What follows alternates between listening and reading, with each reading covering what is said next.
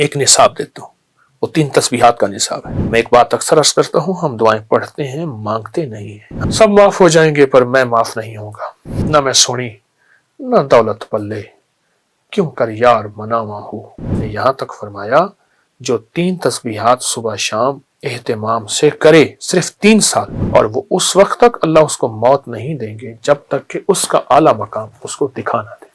जो कहते हैं मेरी चर्बीले निजाम, कोलेस्ट्रोल, फला फला चर्बियां बढ़ गई, पेट वेट बढ़ गया, अब ये आयत सुबह पढ़ लें, इसको पहले से निकाल के रख लें, मौजूदा निकाल लें। अल्लाह मेरा काम फला उलझा हुआ है, अल्लाह मेरी फला मुश्किल है, या अल्लाह मेरी फला परेशानी है। अब एक बंदे का सवाल है कि मैं कौन सा जिक्र करूं, कौन सा अमल करूं, और जब चलता रहता है तो इंशाल्लाह उसकी तरफ खैर मुतवज्जे होती है। वो हर बंदे को एक तस्बीह बताते थे, जिक्र बताते थे, अमाल बताते थे।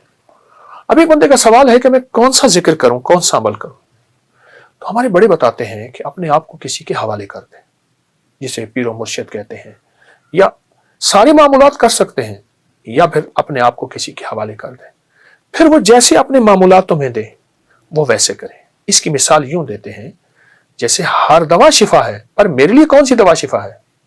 हर दवा बीमारी का इलाज है, हर जड़ी बूटी बीमारी का इलाज है, हर गोली कैप्सूल टीका बीमारी का इलाज है, पर मेरे लिए कौन सी दवा है, ये बहुत जरूरी है, ये बहुत जरूरी है। अगर आपको अल्लाह का कोई नेक बंदा मिल जाए तो उससे अपने अज़कार मुंतखब करा ले, और इससे बड़ा फायदा होता है। इंसान जो है वो फिर इस तरतीब से इस रूहानी दुनिया से चलता रहता है, और जब चलता रहता है तो इंशाल्लाह उसकी तरफ खैर मुतवज्जे होती है, रहमतें मुतवज्जे होती है। मैं आज आपको एक निसाब देता हूँ, एक निसाब देता हूँ, वो 3 तस्बीहात का निसाब है।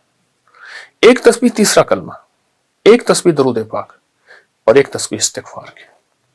तीसरा कलमा पढ़ना है अल्लाह की अजमत के इस्तेहज़ार के साथ। देखें, मैं एक बात अक्सर अर्ज करता हूं, हम दुआएं पढ़ते हैं, मांगते नहीं है। हमने ये एक तस्बीह मांग के पढ़नी है।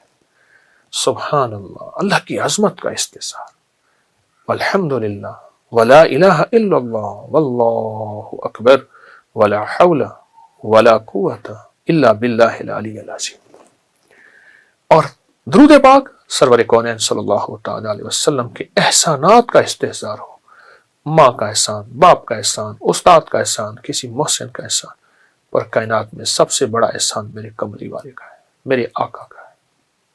और इस्तिग़फ़ार पढ़ते हुए यह तसव्वुर हो, या अल्लाह सारी कायनात एक तरफ, मैं दुनिया का सबसे बड़ा मुजरिम हूँ, मैं दुनिया का सबसे बड़ा गुनाहगार हूँ। ऐसा ही आका, सब माफ हो जाएंगे पर मैं माफ नहीं होगा। न मैं सोनी न दौलत पल्ले, क्यों कर यार मनावा हो। ए दुख सानू हर दम रासी, रोंदी ही मर जावा हो। इस्तिग़फ़ार इस कैफियत के साथ, इस्तिग़फ़ार इस कैफियत के साथ। एक दरवेश ने यहां तक फरमाया जो 3 तस्बीहात सुबह शाम एहतिमाम से करे, सिर्फ 3 साल, 3 तस्बीहात सुबह शाम 3 साल एहतिमाम से करे, तवज्जो से करे, ध्यान से करे, अल्लाह पाक मरने से पहले उसे जन्नत में उसका महल और आला मकाम दिखाएंगे, और वो उस वक्त तक अल्लाह उसको मौत नहीं देंगे जब तक कि उसका आला मकाम उसको दिखा ना दे। मैं एक तिब्बी टोटका भी जरूर बताऊंगा। आलू बुखारा खुश्क, आलू बुखारा खुश्क, जिसकी कै ना जाती हो और कै किसी चीज से ना रुक रही, हामला की कै भी, उसको खुश्क आलू बुखारा टाफी की तरह चुसाएं।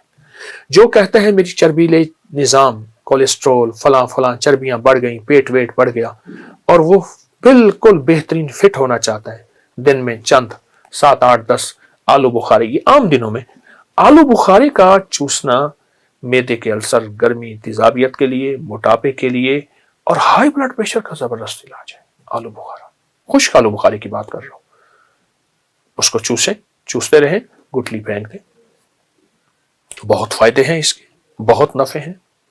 मोटापे का इलाज, पेट के बढ़ने का इलाज, और ये हाई ब्लड प्रेशर का इलाज, सख्त प्यास का इलाज, सख्त गर्मी का इलाज, लू का इलाज, जलन का इलाज, और उसके अलावा मुंह के छालों का इलाज, मैदे के अल्सर का इलाज, बवासीर का इलाज, आलू बुखारा मुंह में रख के चूसें। शुगर, हाई ब्लड प्रेशर और बड़ी बड़ी बीमारियां सिर्फ दांतों की वजह से होती हैं। اور خلال نہ کرنے کی وجہ سے. خلال بالکل نرم ہو, خیال کیجئے گا بڑا خلال خود دانتوں کے درمیان خلا ڈال دیتا ہے, اور موٹا خلال خود نقصان دہ ہوتا ہے. تیز دھار نہ ہو, ہلکا سا خلال ضرور کریں اپنی مزاجوں میں, اپنی طبیعتوں میں. اور خلال کبھی بھی دانتوں کی صحت کے لیے, جسم کی صحت کے لیے نہ کیجیے گا. کبھی بھی خلال کروں گا اس سے شوگر نہیں ہوگی, مجھے بلڈ پریشر نہیں ہوگی, بیمار, کبھی نہیں کرنا. خلال کرنا اس لیے ہے کہ اللہ, خلال کرنا اس لیے کہ یا اللہ یہ تیری حبیب کی سنت ہے, میں تو سنت سمجھ کے کر رہا ہوں. فرمایا جس دور میں سنت کو سارا جہان چھوڑ دے, اس دور میں سنت میں عمل کرنے والا ایسے ہے جیسے 100 شہیدوں کا ثواب ہے. تو اے اللہ سنت ہے تیرے حبیب کی, میں اس لیے خلال کر رہا ہوں.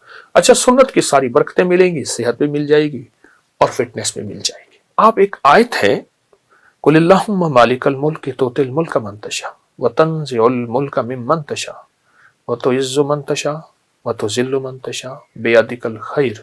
بس یہاں تک. اب یہ آیت صبح پڑھ لیں, اس کو پہلے سے نکال کے رکھ لیں, موجودہ نکال لیں, نیٹ پہ نکال لیں, موبائل پہ نکال لیں, قرآن پاک میں لکھی ہے.